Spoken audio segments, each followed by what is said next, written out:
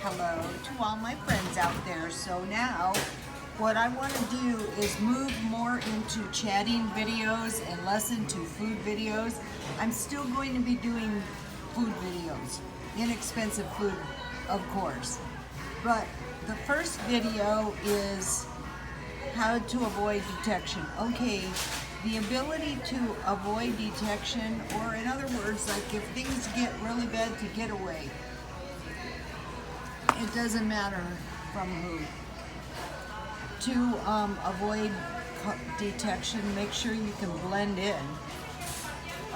Make sure you wear clothes that are not able to be. You can't be spotted in a crowd by your clothes. Start moving in a direction where all your clothes are pretty nondescript, so that you could move around undetected, pretty much. So one, be able to blend in. Two, live in an area that is not considered a problem. Okay, if you're living in an area that is a problem area, if there is apt to be some kind of violence or high crime, you're going to be surveilled all the time. Where I lived before, in the apartments I lived before, it was very unsafe. We had one incident where the police shot this guy, and they shut the whole town down.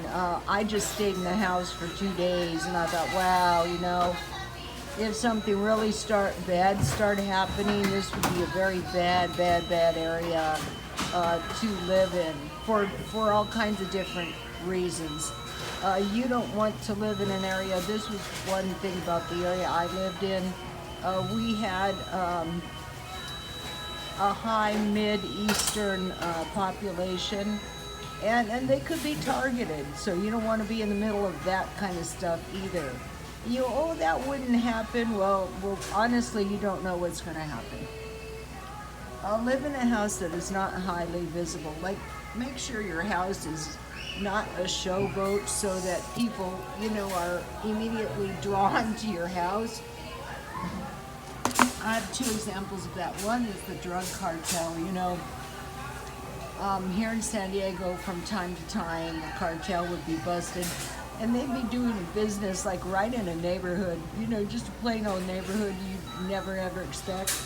And the other one is my friend's grandfather invented the round nails. Prior to that, they were square, and they held the patent for 100 years. And they did not live a wealthy looking life, but they were wealthy. Avoid political groups. If one or the other political groups becomes powerful, it could actually be dangerous to be on the not powerful side. So I would avoid any radical political groups. I think they're dangerous anyway. This one's probably going to get me in big trouble. Avoid religious groups. Okay, if they target certain religions, and you're affiliated with these religions, you're going to be targeted. I mean, that goes without saying. Erasure paper trail. Okay, this one's easier said than done. For years, I refused to have one. I didn't have one. I mean, when my son is an accountant, and he was this way even when he was a little kid. What he could look up with your phone number was plain scary. Here he is, like 9th grade. So, it's hard. Now we all have cell phones. I'm very addicted to my cell phone. But I'm working on this. I'm erasing the paper trail. Your paper trail is all those bills that come to your house. All those credit cards, all those bank statements, that kind of stuff. You want to start erasing the paper trail. Number 7, drive a car that is not easily spotted. Okay, a lot of people take great pride in their cars, but if you were trying to avoid detection, you would not want a car that is easily spotted or easily identified. Oh, she drives a a blue Corvette, you know, something like that. It's much better to drive a silver Corolla. Number 8, use cash as much as possible. You know, that goes without saying, because when you're using your cards, whether it be debit or credit, you're creating a paper trail. You're trying to avoid detection. I think this avoiding detection thing is very, very important. And if you make it a way of life, right now, you know, I got sloppy and, you know, I got paper all over. But I'm trying to use cash as much as possible. Number 9, don't be too friendly to the neighbors. You know, all you need, if you're trying to avoid detection, is your big mouth neighbor, you know? One of my neighbors committed a crime. One of my neighbors, it was the boyfriend of the daughter, he murdered somebody, and the police wanted me to come down to the police station and talk to them. And I said, absolutely not. You know, I'm not involved with them, and you know, I'm not coming to the police department. So don't be too friendly to the neighbors.